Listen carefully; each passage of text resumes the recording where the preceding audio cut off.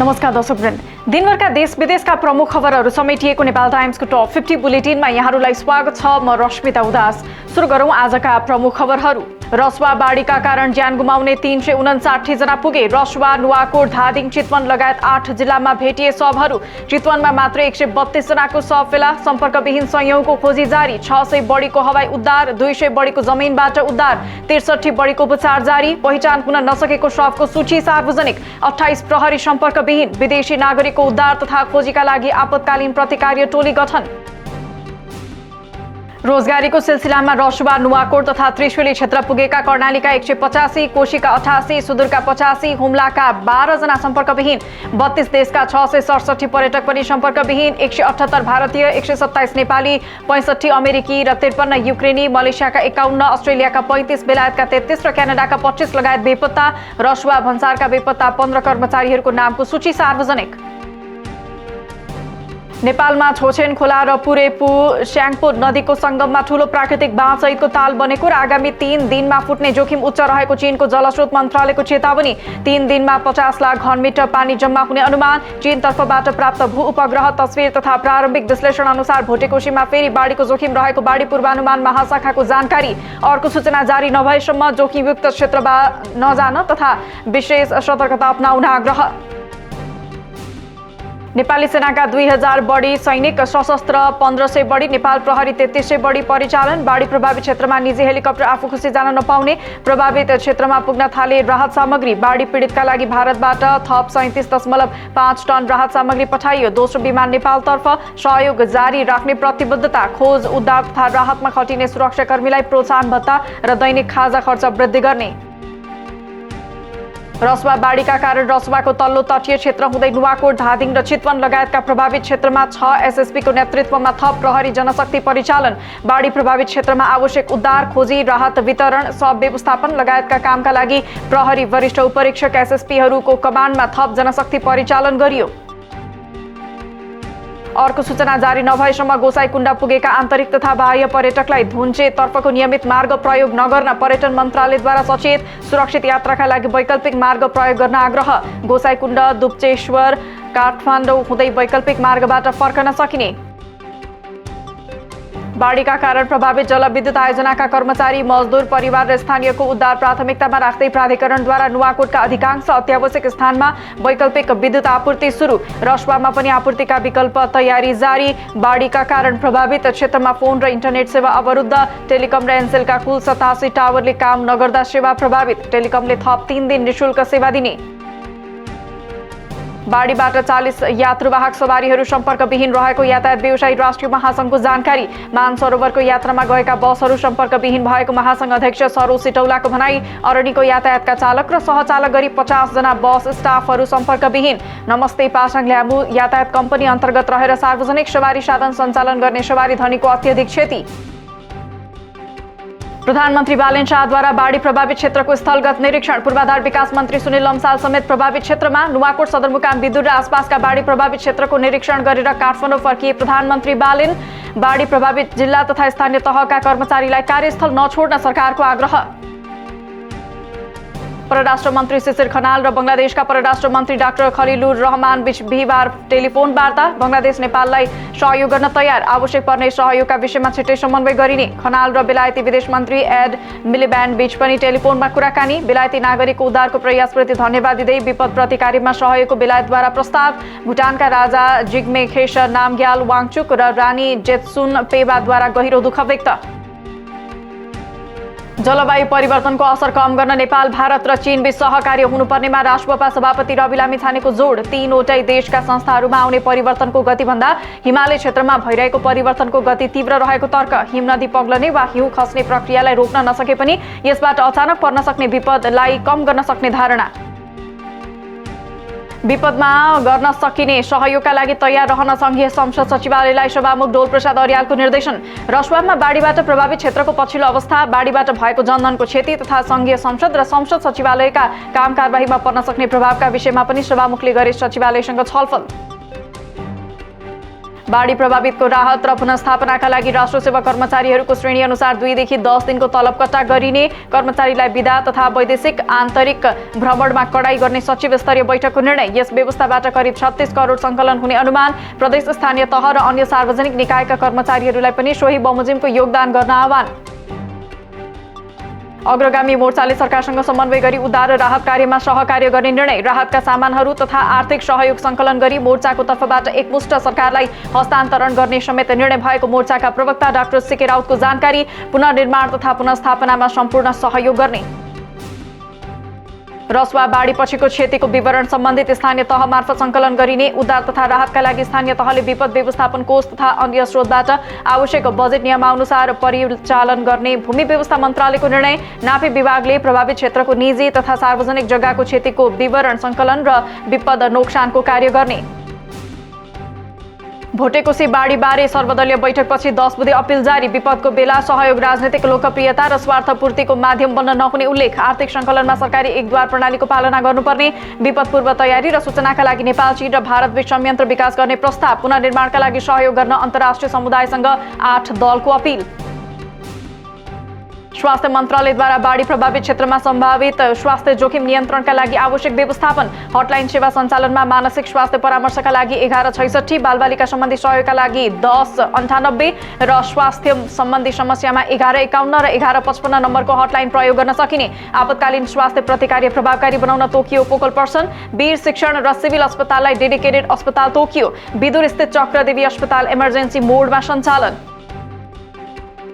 रसुवाको बाढी पहिरो नेपालतर्फ गएको भूकम्पका कारण भएको प्रारम्भिक जानकारी प्राप्त भएको राजदूत चाङ माओविङको भनाई। नेपाललाई आपतकालीन राहत सामग्री र नगद सहयोग उपलब्ध गराउन समन्वय सुरु गरेको जानकारी। चीनले बेलैमा सूचना दिएन भन्ने आरोपप्रति चिनिया दूतावासको आपत्ति। हिजो बिहान नेपालतर्फ भूकम्प वा झड्का जस्तो हिम पहिरो गएको र त्यसैबाट ठूलो पहिरो निम्तिएको दावी। सरकारले चीनमा अलपत्र परेका नेपालीलाई नेपाल फर्किन सहजीकरण गर्दै नेपाली राजदूतावास बेजिङले यस सम्बन्धमा सूचना निकाल्दै तोकिएको ठेगानामा सम्पर्क गर्न गर्यो अनुरोध। नेपाली महावाणिज्य दूतावासका ल्यासामा कार्यरत युवराज छेत्री, नेपाली दूतावास बेजिङमा कार्यरत सञ्जु महर्जन र राजकुमार शाहको सम्पर्क नम्बर पनि सार्वजनिक। नेपाल चीन सीमावर्ती क्षेत्रमा आएको विनाशकारी बाढीको मुख्य कारण हिमनदी भत्किनु रहेको अमेरिकी भौगर्भिक सर्वेक्षण USGS को दावी। हिमनदीको ठूलो भाग टुक्रिएर भिरालो सतहबाट तल खस्दा उक्त घटना भएको निष्कर्ष।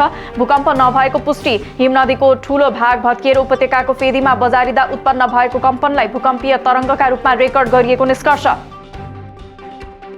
प्रधानमन्त्री राहत कोषको नाममा ठगी, सतर्क रहन प्रहरीको आग्रह। रसुवाको बाढीबाट बगाएर ल्याएको शवबाट कानमा भएको सुनको मुन्द्रा लुच्ने 2 जना चितवन प्रहरीको नियन्त्रणमा। पक्राउ पर्नेमा नवलपरासी भई हाल भरतपुर बस्ने 25 वर्षीय मदन गुरुङ र सुनसरी घर भई भरतपुर नै बस्ने 38 वर्षीय उमेश चौधरी। राष्ट्रपति रामचन्द्र पौडेलले 1 महिनाको तलब भोटेकोशी बाढी प्रभावितलाई दिने। बाढी प्रभावितका लागि ललितपुर महानगरले 1 करोड, रूपन्देहीको तिलोत्तमा नगरपालिकाले 40 लाख, विराटनगर महानगरले 25,51,000 सहयोग गर्ने। कोशी सरकारले 3 करोड सहयोग गर्ने निर्णय। गोर्खा ब्रुअरीले प्रधानमन्त्री दैवी प्रकोप उद्धार कोषमा दियो 10 करोड। नेपालको बाढी प्रभावितका लागि बेलायत सरकारले 5 मिलियन पाउन्ड अर्थात् 1 अर्ब नेपाली रुपैयाँ सहयोग गर्ने प्रधानमन्त्री एन्डी बर्नह्यामको घोषणा। बाढीले नेपालमा पुर्याएको क्षतिलाई बर्नह्यामले भने विडम्बनापूर्ण र हृदय विदारक। सङ्कटको घडीमा नेपाल सरकारलाई सहयोग गर्न बेलायत सरकार सधैँ तयार रहेको बताउँदै बाढीमा परि मृत्यु भएका नेपाली नागरिकप्रति संवेदना प्रकट। अमेरिकाद्वारा नेपालका लागि $5 लाख राहत सहायता घोषणा। अमेरिकी विदेश मन्त्रालयले बाढी पछिको अवस्थाको अनुगमन र राहत तथा पुनर्स्थापनाका प्रयासमा सहयोग पुर्याउन एक विपद प्रतिक्रिया सल्लाहकारलाई समेत सो क्षेत्रमा खटाउने जानकारी। ग्लोबल IMF ब्याङ्कले दियो प्रधानमन्त्री राहत कोषमा 5 करोड, कुमारी ब्याङ्कको 3 करोड 39 लाख सहयोग। IFRC द्वारा भोटेकोशी बाढी प्रभावितलाई तत्काल 19 करोड सहयोग घोषणा। बाढी पीडितलाई 7 करोड सहयोग गर्ने BYD र साइमेक्स इन्कको घोषणा। प्रधानमन्त्री दैवी प्रकोप उद्धार कोषमा राप्रपाका नेता तथा कालिका कन्स्ट्रक्सन प्रालिका अध्यक्ष विक्रम पाण्डेले गरे 1 करोड सहयोग। कामना सेवा विकास ब्याङ्क र कर्मचारीको 25 लाख सहयोग। एमाले राजधानी प्रदेश कमिटीले राहतका लागि 10 लाख सहयोग गर्ने। उद्योग परिसंघ कोशीले करिब 60 लाख बढी मूल्यका खाद्य सामग्री तत्काल उपलब्ध गराउने घोषणा। उद्योग वाणिज्य महासंघ कोशी प्रदेशका अध्यक्ष राजेन्द्र राउतद्वारा 11 लाख सहयोग। एनसेलले 1 करोड सहयोग प्रदान गर्ने। नासा सेक्युरिटिजद्वारा 50 लाख आर्थिक सहयोग। संयुक्त राष्ट्रसङ्घले नेपालका लागि आपतकालीन कोषबाट 20 लाख अमेरिकी डलर छुट्यायो। विश्व स्वास्थ्य संगठनले 10,000 मानिसलाई 3 महिनासम्म पुग्ने औषधिजन्य सामग्री, पाल र प्राविधिक सहयोग पुर्यायो। अख्तियारका पदाधिकारीले 15 दिनको तलब सहयोग गर्ने। पोखरा महानगरले दियो 45 लाख। उद्धार टोली परिचालन। देश तथा विदेशबाट सहयोग आउने क्रम जारी। विपद प्रभावितका लागि सहयोग गर्न चाहने अन्तर्राष्ट्रिय दातालाई लक्षित गर्दै नयाँ अनलाइन गेटवे सञ्चालनमा ल्याइयो। उक्त गेटवेबाट कार्ड र क्युआर मार्फत सहयोग रकम पठाउन सकिने व्यवस्था। प्रधानमन्त्री दैविक प्रकोप उद्धार कोष र प्रधानमन्त्री राहत कोषमा गरिने डिजिटल कारोबारमा अधिकतम सीमा नलाग्ने। सरकारसँग स्रोत र साधनको कुनै अभाव नहुने अर्थमन्त्री डाक्टर स्वर्णिम वाग्लेको प्रतिबद्धता। विश्व ब्याङ्कबाट करिब 25 अर्ब आर्थिक सहायता सुनिश्चित भइसकेको दावी। चीन, भारत, जापान, एडीबी र रेडक्रसबाट पनि सहयोगको प्रतिबद्धता प्राप्त भएको दावी। बजेटमा विपद व्यवस्थापनका लागि 10 अर्ब विनियोजन। प्रधानमन्त्री दैविक प्रकोप उद्धार कोषमा 2 अर्ब 34 करोड र गृह मन्त्रालयको कोषमा 1 अर्ब 17 करोड सुरक्षित रहेकाले तत्काल राहत र उद्धारमा कुनै कमी नहुने स्पष्टोक्ति। रसुवागढी र तातोपानी नाकाको विकल्पमा मुस्ताङको कोरेला नाका प्रयोग गर्न मालवाहक सवारी साधन चालक र व्यवसायीलाई भन्सार विभागको अनुरोध। विभागले कोरेला नाका प्रयोग, वैकल्पिक मार्ग, भन्सार प्रक्रिया र अन्य सहजीकरणमा काम गर्ने। भन्सारका बेपत्ता कर्मचारी मध्ये 2 जना सम्पर्कमा। रसुवा पहिरोले बगाएर चितवनसम्म ल्याएका शव राख्न ठाउँ अभाव भएपछि चितवन प्रशासनद्वारा कोल्ड स्टोर बनाएर व्यवस्थापनको तयारी। नारायणी किनारामा एकै ठाउँमा 4-5 वटासम्म शव भेटिन थालेपछि तापक्रम व्यवस्थापनपछि शवहरू तत्कालीन कृषि सामग्री केन्द्रको भवनको कोठामा राख्न लागि प्रमुख जिल्ला अधिकारी गणेश अर्यालको जानकारी। नुवाकोटका बट्टार र त्रिशुली बजार क्षेत्रमा वैकल्पिक व्यवस्था मार्फत विद्युत सेवा पुनः सुरु। बालाजु, त्रिशुली र चप्पली देवीघाट 66 केबी प्रसारण लाइनलाई 11 केबीमा चार्ज गरी विद्युत आपूर्ति सञ्चालनमा ल्याइयो। बाढीपछि जलविद्युत आयोजनाको पुनर्निर्माण जटिल। 431 मेगावाट भन्दा बढी बिजुली प्रणालीबाट बाहिरिँदा हिउँदमा विद्युत अभाव हुने जोखिम। जनै पूर्णिमालाई लक्षित गर्दै देशका प्रमुख धार्मिक र पर्यटकीय क्षेत्रमा मौसम पूर्वानुमान महाशाखाद्वारा विशेष मौसम पूर्वानुमान बुलेटिन जारी। शुक्रबार र शनिबार गोसाईकुण्ड, पाँचपोखरी, जट्टापोखरी, बडीमालिका, मणिचुड, दान साधु, त्रिवेणी धाम, सैलुङ, जनकपुर धाम र कुम्बेश्वरमा मध्यमदेखि भारी वर्षाको सम्भावना। कांग्रेसको महाधिवेशन प्रक्रिया लगायत गतिविधि रोक्न माग गर्दै शेरबहादुर देउवा र पूर्णबहादुर खड्काले दायर गरेको रिटमा अन्तरिम आदेश दिन सर्वोच्चद्वारा अस्वीकार। न्यायाधीश मेघराज पोखरेल, महेश शर्मा पौडेल र नहकुल सुवेदीको पूर्ण इजलासमा दुवै रिटमाथि भएको सुनवाईपछि निवेदकको माग बमोजिम आदेश जारी गर्न नपर्ने ठहर। गगन थापालाई महाधिवेशन प्रक्रिया अगाडि बढाउन बाटो खुला।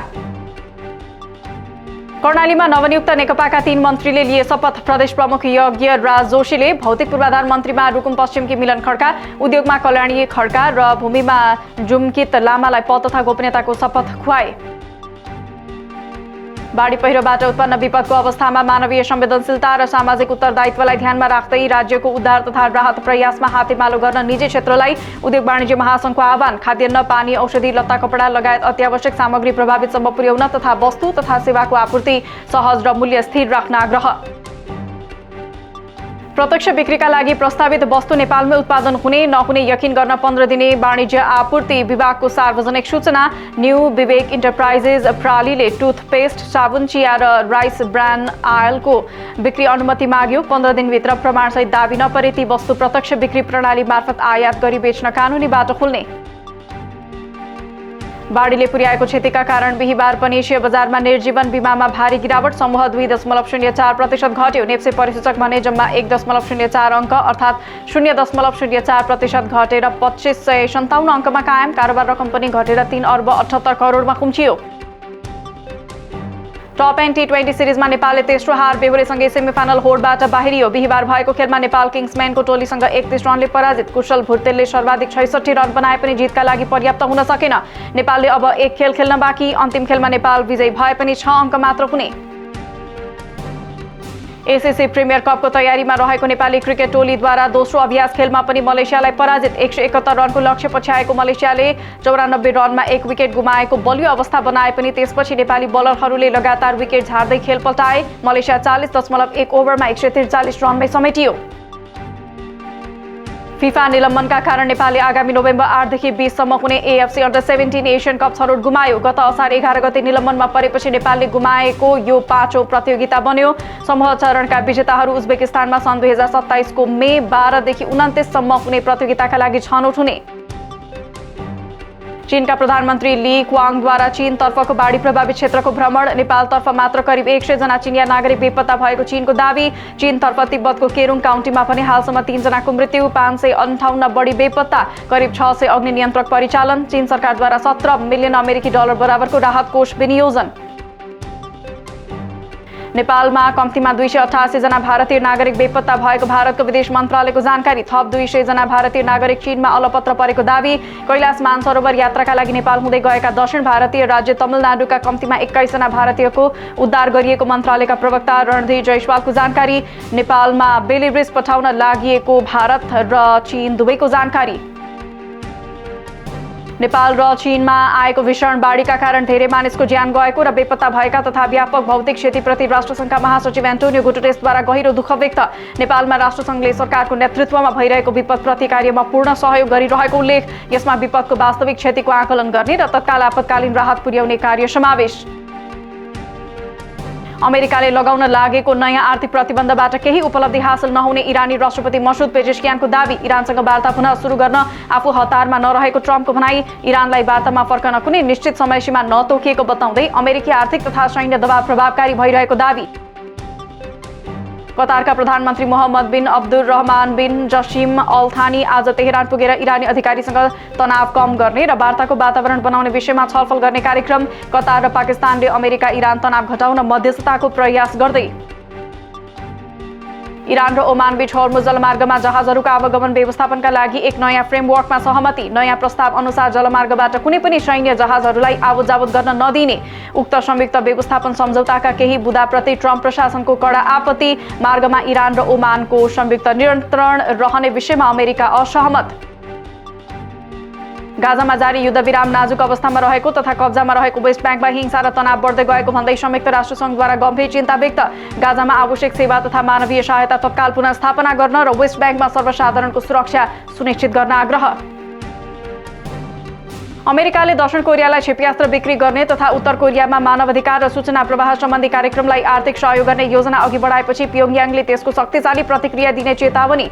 उत्तर कोरियाको विदेश मन्त्रालयका प्रवक्ताले दक्षिण कोरियालाई अमेरिकी हतियार बिक्रीले क्षेत्रीय सुरक्षा वातावरणमा पार्ने प्रतिकूल प्रभाव बेवास्ता गर्न नसकिने बताए। र हाइटीको राजधानी पोर्टो प्रिन्स नजिकैको केन्सकोफ शहरमा आपराधिक गिरोहले गरेको आक्रमणमा परि मृत्यु हुनेको संख्या कम्तीमा 47 पुगेको संयुक्त राष्ट्र सङ्घको जानकारी। घटनामा 50 भन्दा बढी मानिस अपहरणमा परे, अन्य 22 जना गम्भीर घाइते। आक्रमणमा भिभ आनसाम नामक समूह संलग्न रहेको नगर प्रमुख मासिलोनको आरोप। दिनभरका देश विदेशका प्रमुख खबरहरू समेटिएको नेपाल टाइम्सको टप 50 बुलेटिन अहिलेलाई यति नै। हामी भोलि फेरि टप 50 समाचारका साथ उपस्थित हुने नै छौं। नेपाल टाइम्सको युट्युब च्यानल सब्स्क्राइब गरिदिनु भएकोमा र फेसबुक पेज लाइक गरिदिनु भएकोमा धन्यवाद। ताजा खबरहरू नेपाल टाइम्सको अनलाइन पोर्टल www.nepaltimes.net मा पनि गएर हेर्न सक्नुहुनेछ। नेपाल टाइम्स अनलाइन टेलिभिजन हेर्दै गर्नुहोला। नमस्कार।